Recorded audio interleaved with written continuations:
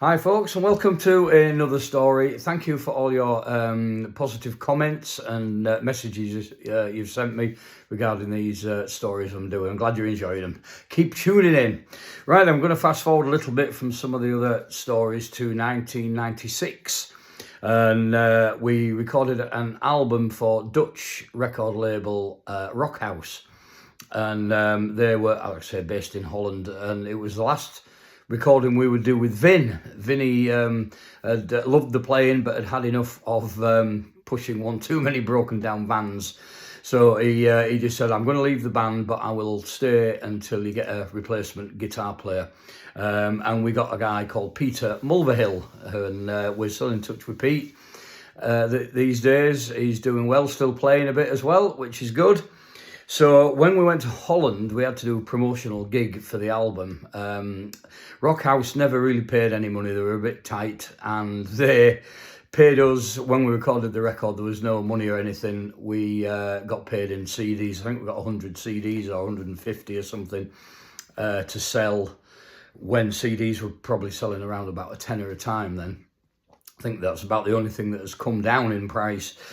So we went 1997, we were going to Holland, and by that time we'd also got ourselves a roadie driver. Tony Wordsworth, absolutely top guy. As soon as he answered the advert in the paper that we put in, we thought, yeah, this is the guy for us. He'd driven the Sweet, yeah, you know, the 70s glam band, Andy Scott's Sweet, and he'd also driven Slade for a while. So I thought, well, if he can handle them, he can handle the Mercuries. So when we went to Holland, he decided, he said, let's not take the van. He says, we'll go in my car. It'll be a lot more economical and what have you. So we went in Tony's car. As we're queuing up at the Hull docks, because we sailed Hull to Zeebrugge, he turned around and says, now then, you lads haven't got any drugs, have you? Which, I mean, we didn't take drugs anyway, but Pete liked to smoke a little bit of the wacky backy. Pete said, oh, yes, I've got some cannabis resin on me. And Tony says, well, you can get rid of it now. Bear in mind, with 4 cars before we're going through passport control, when they look in the car and see what you've got. And we were all like, you know, leather motorbike jackets and guitars piled up and stuff. So Pete had no alternative, but he ate this lump of cannabis. Needless to say, he felt no pain on the crossing. And I remember being at the bar, and it came over the tannoy that it was going to be quite a rough crossing. It was a night crossing as well. And I'm thinking, oh God. So I got some travel tablets, and the guy at the bar, the barman, came up and said, a drink? And I said, well, I'm just reading the back of this box for these travel tablets. It says, don't take with alcohol. He says, put them away. He says, have a couple of double vodka and tonics, you'll be fine. So we had more than a couple, and yeah, we were fine. It was a bit choppy, but there was no bother. So arriving in Holland, we drove down to, I think it was Eindhoven, where we were playing. And we got to the hotel that we were booked in at, and we hadn't eaten anything since breakfast, so it's probably 5 o'clock in the afternoon by this time. And we'd got a sound check and what have you to do for the following evening. So the guy who ran the hotel, a lovely chap called Lambert, he said, welcome guys. He said that menus there was 2 menus. There was like the cheap burgers and stuff on the back, and a bit nicer on the front, steak and that. So we all, yeah, we'll all have a steak and chips, please.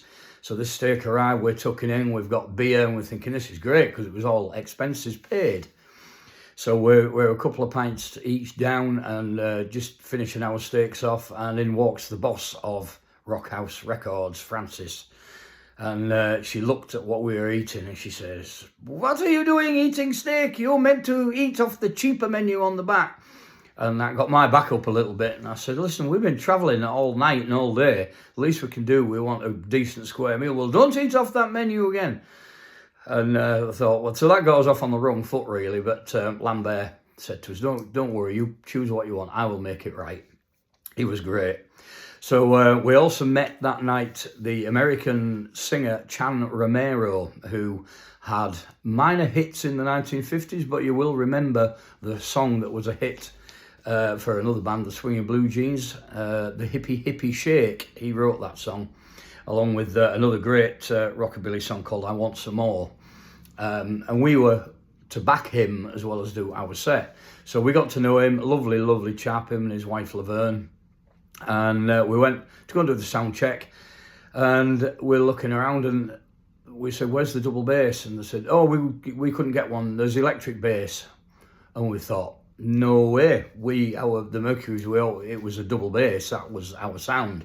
The same with any rockabilly band. Electric bass is okay for some, but it wasn't for us. And Chip didn't really play electric bass. It was upright or nothing. So we more or less said, I'm sorry, we need an upright bass. You'll have to get one. So a few phone calls later, and they got us a double bass. And we did the sound check. We had a great gig. It was superb. But it was very strange. They were very regimental. Not as easygoing as we thought they would be. The rest of the bands we were on with were great. The Ranch Girls, Pipeline 61, lovely people, and the audience were great. But it was just, Rockhouse Records were a bit tight, to say the least. And in fact, we sold our own CDs at the side of the stage a little bit cheaper than what they were selling them at on their record stall. So, needless to say, we didn't really get asked to go back or got offered another album. But we had a great time. And we didn't get into any trouble, and we behaved ourselves as best we could. One last little footnote on that. When we'd had the couple of drinks back at the hotel, and they said, there'll be drinks tomorrow night at the gig, you don't have any more here. When we got there was one barrel of beer between probably about 20 odd musicians, and this beer barrel, it wasn't a full-size keg, it wasn't even a half a keg. And we're waiting to go on, and I said, that beer keg's not being opened. And Brian said, I'll open it. So Brian managed to smash it open with the tap. And we had a couple of pints before we went on, as was the norm. And we got told by her again, Francis came in and said, what are you doing? This is for after the show. And we were, in Holland, we drink after the show. And I don't know if I actually said it or thought it, but I said, well, in England, we drink before, during, and after. I don't think I actually said it to her, but we thought, God, they're tight here. So that was the end of that one anyway. And more stories coming up soon. Give me a like and a follow and a share would be much appreciated. See you soon.